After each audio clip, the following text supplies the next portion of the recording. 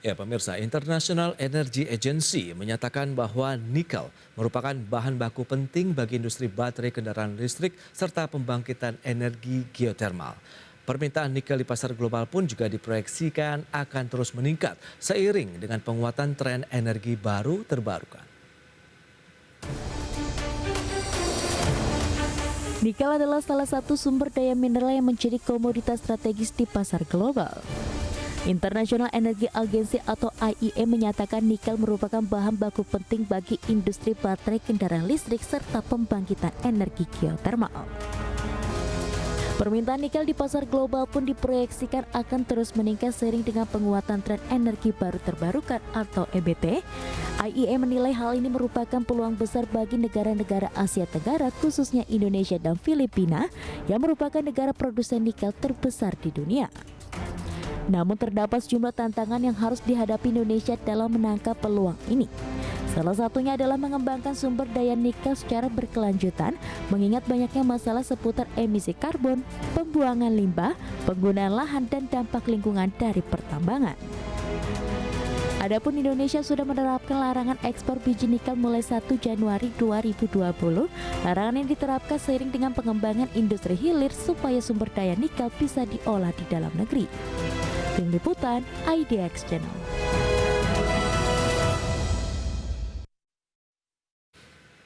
Baik pemirsa, untuk membahas tema kita hari ini, industri nikel berpotensi tumbuh pesat hingga tahun 2050. Kita sudah tersambung melalui Zoom bersama dengan Bapak Mamit Setiawan. Beliau adalah Direktur Eksekutif Energy Watch. Ya, selamat pagi Pak Mamit. Selamat pagi Mas Pras. Selamat pagi Baik, penonton IDX.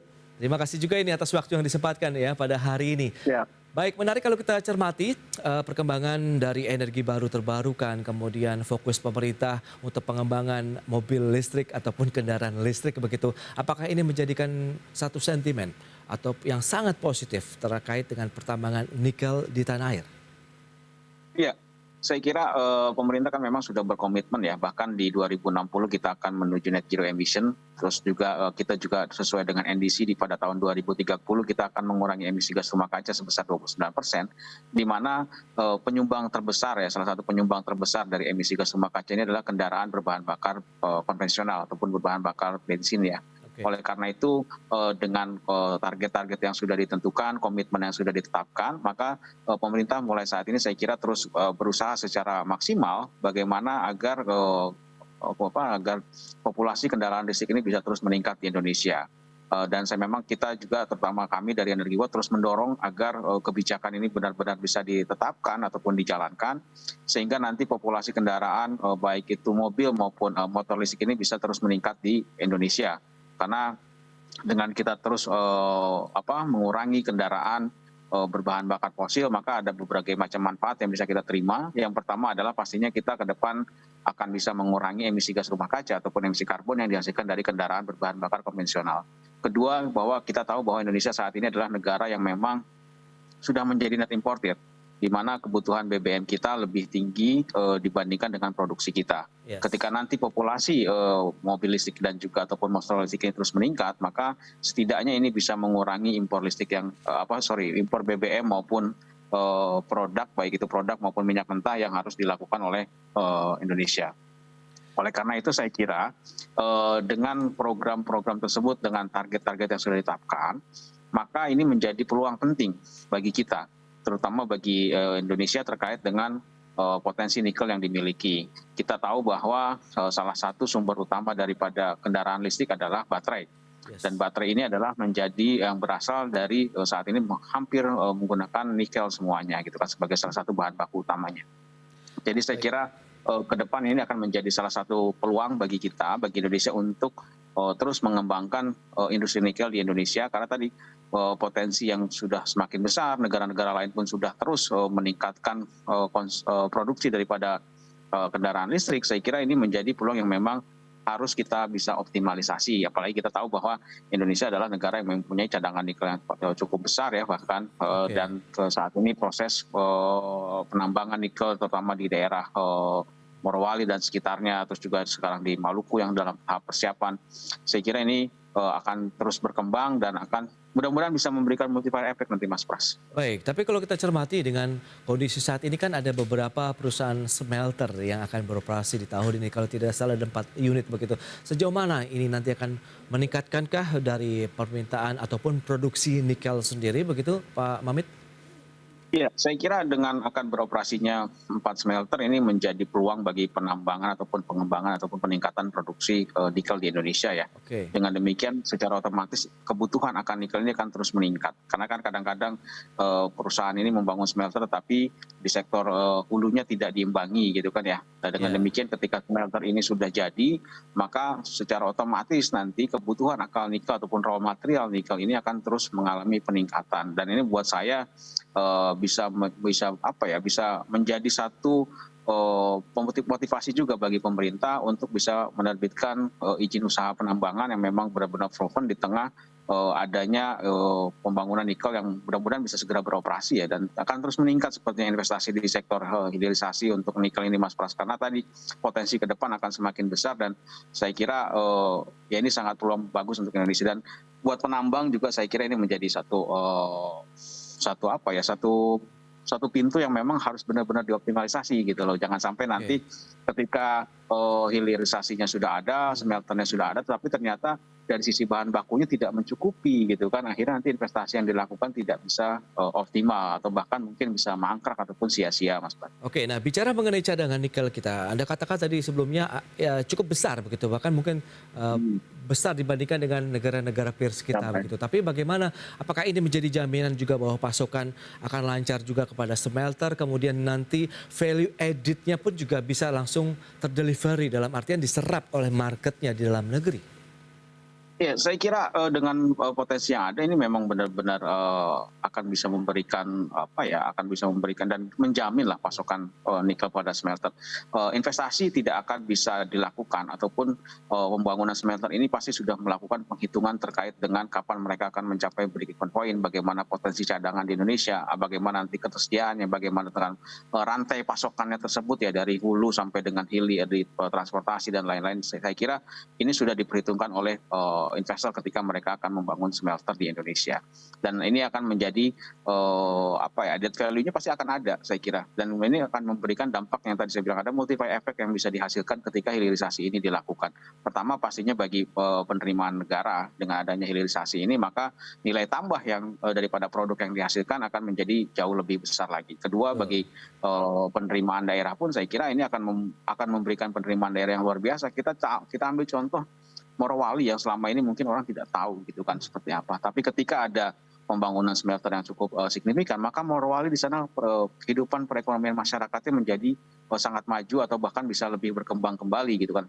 Berarti kan ada peningkatan pendapatan daerah, ada peningkatan perekonomian masyarakat di mana terdapat smelter tersebut. Jadi multiplier efeknya saya kira masih sangat besar lah dan sangat memberikan kontribusi tidak hanya bagi pemerintah pusat tetapi juga bagi pemerintah daerah. Oleh karena itu saya yakin bahwa pasokan untuk smelter ini masih cukup signifikan, walaupun memang smelter ini kan ada smelter dengan kadar yang rendah, nikel ini kan ada kadar nikel rendah, ada juga kadar nikel yang tinggi gitu kan ya, di mana saat ini memang banyak di Indonesia itu banyak nikel yang dengan kadarnya 1,5% sampai 1,3% sampai dengan 1,5% gitu kan ya, yang cukup besar sebenarnya.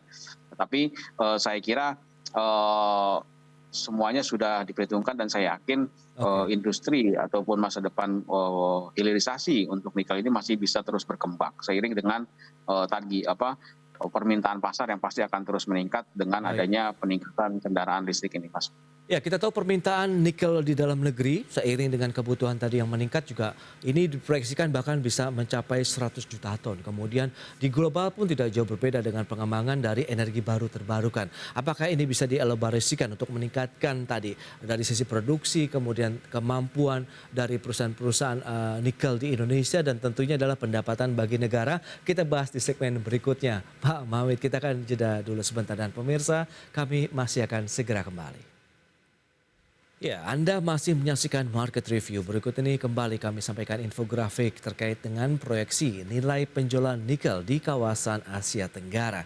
Ya, kita lihat datanya seperti yang bisa Anda saksikan dari tahun 2020 tercatat sudah 15,2 miliar dolar Amerika. Kemudian proyeksi sampai tahun 2030 ini semakin jauh 36,6 miliar dolar Amerika. Kemudian di tahun 2050 mendatang itu ada proyeksi sampai dengan 40,8 miliar dolar Amerika. Luar biasa kalau kita lihat sebenarnya proyeksi ya dari potensi penjualan nikel di kawasan Asia Tenggara. Berikutnya dari produksi olahan nikel Indonesia. Kita lihat dari tahun 2020 dibandingkan dengan 2021 ada peningkatan 2,17% pemirsa. Dari 2,41 juta ton menjadi 2,47 juta ton. Dan selanjutnya dari sisi target produksi olahan nikel di tahun 2022 ini apa saja? Untuk ferronikel itu 1,66 juta ton, kemudian nickel pig iron 831 ribu ton, kemudian nikel mate sekitar 82.900 ton. Jadi total sekitar 2,58 juta ton. Baik, kita akan lanjutkan kembali perbincangan bersama dengan Bapak Mamit Setiawan, Direktur Eksekutif Energy Watch. Ya, kalau kita cermati dengan permintaan di domestik kemudian global tadi yang sempat tertunda ini kan trennya menunjukkan peningkatan dari sisi angka penjualan, bahkan tadi proyeksinya juga luar biasa sampai tahun 2050. Lantas bagaimana ini kesiapan dari sisi jumlah cadangan nikel Indonesia dan nanti ujung-ujungnya adalah pendapatan bagi negara, Pak Mamit? Ya, saya kira kalau bicara cadangan tidak perlu diragukan lagi ya. Kita mempunyai cadangan nikel yang cukup besar, baik itu terutama nikel dengan kadar yang cukup rendah gitu kan ya. Meskipun kadar yang tingginya juga kita masih cukup besar ya. Oke. Tetapi Mas Pras, saya mesti menggarisbawahi juga bahwa kalau kita ingin memberikan multiplier effect bagi industri nikel yang kita miliki adalah bagaimana kita bisa melakukan bukan hanya hilirisasi di sektor di nikelnya saja gitu kan ya. Oke. Saat ini nikel yang dilakukan hilirisasi kan tidak 100% dalam bentuk produk ya, tetapi barang yang dihasilkan paling hilirisasinya hanya 25% ataupun barang setengah jadi gitu kan ya. Nah, yang ingin saya tekankan adalah kalau kita ingin memberikan satu manfaat yang besar bagi kemakmuran masyarakat ke depannya adalah bagaimana pemerintah mendorong industri hilirisasi terutama hilirisasi nikel dan juga industri kendaraan berbasis listrik ini adalah membangun investasi di Indonesia. Dengan demikian ketika produk nikel turunan dari nikel ini bisa dihasilkan di Indonesia dan kita mengundang misalnya investor-investor tidak hanya mereka berinvestasi di sektor smelternya saja tetapi bagaimana juga mereka bisa melakukan investasi di sektor hilirnya dalam artian adalah di produknya. Oke. Nah, ketika investor mobil listrik misalnya mereka mau masuk ke Indonesia, ya udah bangun pabrik mobil di sini. Dan ini akan bisa memberikan multiplier effect. Kita tidak hanya berbicara di sektor nikel, tapi ketika memang nikel menjadi salah satu bahan baku utama untuk baterai, nah tapi ada turunan lagi nih gitu kan ya, ada mereka membangun industri di sini, membangun pabrik mobil di sini sehingga tadi ada industri pendukung lain untuk kendaraan listrik ini pun bisa tumbuh. Betul. Gitu kan. Nah, ini kan bisa memberikan multiplier effect yang tidak hanya berbicara di sektor hilirisasi nikel saja atau mineralnya, tetapi di sektor lain pun kita bisa bisa mendapatkan manfaat dari kemajuan ataupun saat ini peningkatan populasi daripada kendaraan listrik tersebut. Dan saya kira perlunya adanya dukungan dari pemerintah dengan diterbitkannya mungkin nanti ke depan adalah peraturan presiden tentang bagaimana pengembangan kendaraan industri listrik, mobil listrik baik mobil maupun motor ini bisa terus meningkat gitu loh. Saya kira ini sangat penting sekali. Kalau kita bicara tentang nikel kita, saya yakin sekali bahwa saat ini potensi yang kita miliki memang sangat luar biasa dan investasi juga memang terus masuk gitu kan ya dari berbagai macam negara lah gitu kan yang masuk ke Indonesia untuk investasi di sektor hilirisasi ataupun smelter nikel. Tetapi tadi jangan sampai nanti kita hanya menjual bahan baku tetapi produknya akhirnya balik lagi ke Indonesia. Yang sering terjadi kan seperti itu. Diolahnya di luar negeri ya. Betul, nanti begitu masuk ke Indonesia dengan harga yang jauh lebih tinggi mahal, lagi dan jauh lebih mahal lagi ya. Nah, ini kalau kalau bisa mengurangi defisit belanja kita gitu loh. Baik, Pak Mamit, tapi kalau kita lihat dari sisi dominasi sektor begitu yang akan mendukung industri nikel ini adalah memang dari otomotif kan.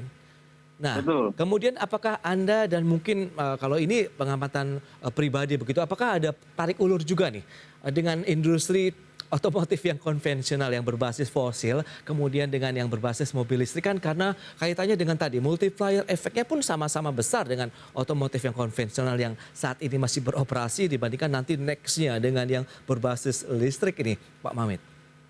Ya, bahwa memang pasti ada ya tarik-menarik terkait dengan hal ini. Beberapa ATPM yang ada di Indonesia pun masih bisa dikatakan belum terlalu, yang ATPM lama terutama ya, Oke. belum terlalu serius untuk mengembangkan yang namanya kendaraan listrik di Indonesia. Pengembangan kendaraan listrik di Indonesia lebih banyak adalah pemain baru bisa dikatakan seperti itu ya, Oke. yang berasal dari negara-negara yang selama ini memang kurang mendapatkan tempat bagi masyarakat Indonesia. Sedangkan ATPM yang sudah cukup lama ini ya bisa Mas Pras saksikan sendiri, hanya beberapa yang sudah mulai, itu pun baru konsep kendaraan listrik ya, belum bicara Ah, tentang mass production itu kan iya, ya. iya. Iya, Nah, mereka masih tarik-menariknya hybrid ada sih kalau pastinya. kita lihat teknologinya ya. Ya betul, mereka lebih sukanya dengan hybrid, dengan Oke. ada yang namanya nanti teknologi-teknologi yang lain seperti etanol gitu kan, dan lainnya Oke. yang memang sedang dipersiapkan juga. Jadi bicara tarik-menarik saya kira masih ada dan tidak bisa dipungkiri gitu kan, karena memang tadi marketnya sendiri masih cukup Betul. besar mereka ya. Dan saya kira ini memang menjadi PR bagaimana kita bisa mengembangkan kendaraan listrik di Indonesia tadi. Ya tadi bicara tentang harga yang masih cukup tinggi ya kan, terus juga bicara tentang desainnya ataupun desain produk yang masih belum bisa menarik masyarakat kita gitu kan ya. Belum lagi kesiapan infrastruktur untuk SPKLU dan lain-lain juga masih belum ada gitu kan. Dan tadi yang pasti adalah political will dari pemerintah dalam pengembangan ini masih belum terlalu optimal, sehingga saya kira perlu, tadi makanya saya bilang perlu adanya perpres ataupun inpres apapun yang bisa misalnya Oke. mewajibkan untuk operasional BUMN, kementerian, lembaga itu adalah TNI Polri menggunakan kendaraan listrik misalnya seperti itu.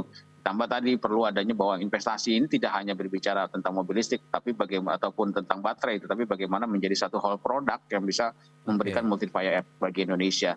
Nah ini saya kira memang perlu dipertimbangkan, dan saya kira dengan tren saat ini gitu kan ya, harusnya ATPM lama ini sudah mulai mau mengembangkan juga gitu loh, untuk energi baterai ataupun kendaraan berbahan bakar listrik ini. Karena tadi saya kira tren seluruh dunia akan larinya ke sana Mas Pras. Oke, dan ini pun memiliki korelasi yang kuat untuk pengembangan potensi dari tadi pertambangan nikel kita ke depan. Betul. Saya kira sangat-sangat memberikan korelasi yang sangat kuat sekali. Oke. Harapan saya sebenarnya Mas Pras, dengan adanya holding baterai ya, ini kita bisa melakukan optimalisasi tidak hanya secara produk baterai saja, tetapi juga tadi dengan adanya hilirisasi nikel dan BUMN kita pun sekarang sudah mulai melakukan hilirisasi melalui Antam ya ataupun Main ID sudah mulai untuk mengembangkan pabrik membangun smelter gitu kan ya. Sehingga nanti dengan adanya holding baterai, Indonesia tidak hanya bisa menjadi penonton, tetapi kita juga bisa menjadi pemain utama di dalam energi terbarukan, terutama tadi untuk kendaraan berbasis listrik ini. Sehingga, dan tujuannya satu sebenarnya buat saya adalah bagaimana bisa memberikan manfaat yang besar bagi pemerintah, bagi masyarakat, multiplier effect bagi daerah gitu kan.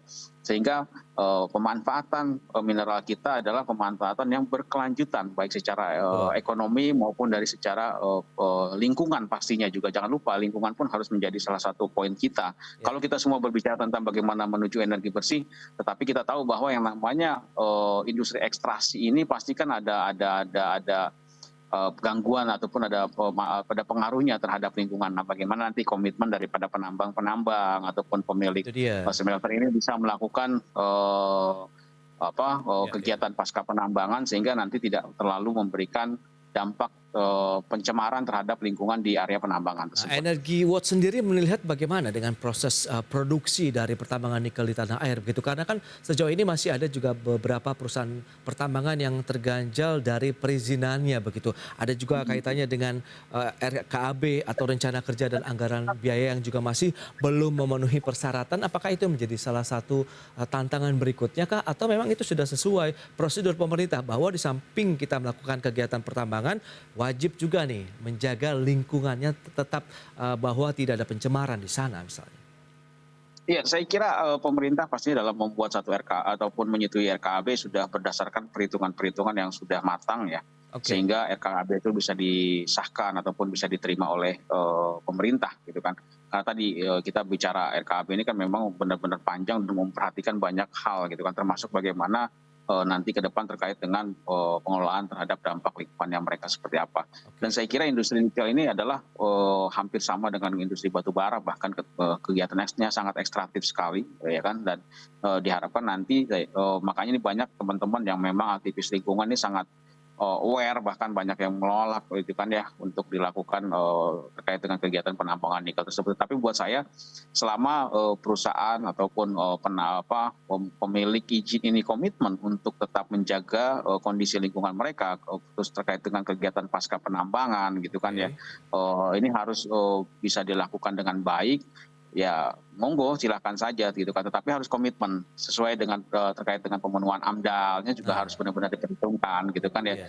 Dan perlu dikaji kembali AMDAL-nya seperti apa, diperhatikan kembali mereka nanti cara reboisasinya seperti apa. Saya kira selama semua berjalan dengan ketentuan yang ada, dan kami dari Energi Watt akan terus melakukan pengawasan terkait dengan kegiatan-kegiatan penambangan di industri nikel maupun di industri mineral yang lain. Jika memang ada yang kurang ya pasti kami akan sampaikan. Itu dia. Sejauh ini, Pak Mamit, adakah sudah ada kayak semacam reward and punishment yang sudah diberikan oleh pemerintah terhadap mereka yang sudah memenuhi ketentuan yang berlaku terkait dengan penambangan dan juga kelestarian lingkungan, dan juga mereka yang melanggar, dan bagaimana posisi Energi Watch? Ya kalau bicara reward kan pemerintah sudah banyak memberikan proper kepada perusahaan-perusahaan penambangan yang memang bisa menjaga lingkungan mereka ya gitu kan ya. Nah terkait dengan yang memang punishment, saya kira tadi terkait bicara misalnya tadi untuk RKAB-nya yang ditunda, RKAB yang mesti dievaluasi, atau bahkan ketika mereka mengajukan izin IUP baru gitu kan ya. Nah itu bisa saja tidak diperpanjang karena memang tidak memenuhi syarat-syarat yang sudah ditentukan gitu. Posisi kami pada prinsipnya tetap melakukan pengawasan dan pengawalan terhadap kegiatan penambangan yang dilakukan. Tidak hanya di sektor nikel, tapi kita juga melakukan di semua sektor yang berhubungan dengan energi dan kegiatan ekstraktif lainnya. Saya kira kalau memang masyarakat bisa melihat ada sesuatu yang janggal terkait dengan kegiatan penambangan, monggo saja silakan laporkan ke kami akan menindaklanjuti kepada instansi terkait, Mas. Baik, Pak Mamit, apakah nanti itu misalnya itu menjadi suatu hal yang perlu dicermati, ada menjadi salah satu faktor begitu akan terhambat dari sisi produksi nikelnya sementara kita akan menggenjot produktivitas? Ya, saya kira bisa menjadi faktor lah ya. Kalau memang nanti banyak kegiatan-kegiatan yang melanggar sehingga banyak perizinan yang tidak bisa diterbitkan, ya kan, produksinya bisa berkurang, secara otomatis nanti akan mengganggu daripada suplai nikel secara nasional, ya kan. Begitu juga terkait dengan target produksi kita. Oleh karena itu saya kira peran pemerintah dalam hal ini Dirjen Minerba dalam memberikan informasi, penyuluhan, pengawasan itu sangat penting sekali, sehingga apa yang ditargetkan oleh pemerintah terkait dengan industri nikel ini bisa secara optimal dan pasti baik dari hulu maupun sampai hilir, sehingga bisa memberikan manfaat yang secara signifikan lah, dengan tetap memperhatikan dampak lingkungan pastinya, Mas Bas. Itu dia, setuju bahwa memang pertambangan tetap boleh jalan tapi lingkungan tetap diperhatikan, begitu ya. Pak Mamit, terima kasih banyak atas waktu dan sharing yang Anda berikan kepada pemirsa IHD Channel untuk hari ini. Luar biasa sekali dan selamat melanjutkan aktivitas Anda kembali. Salam sehat Pak Mamit, terima kasih. Salam sehat, terima kasih. Ya, pemirsa, 1 jam sudah saya menemani Anda dalam Market Review. Saya Prasetyo Wibowo beserta kerabat kerja yang bertugas undur diri. Terima kasih dan sampai jumpa.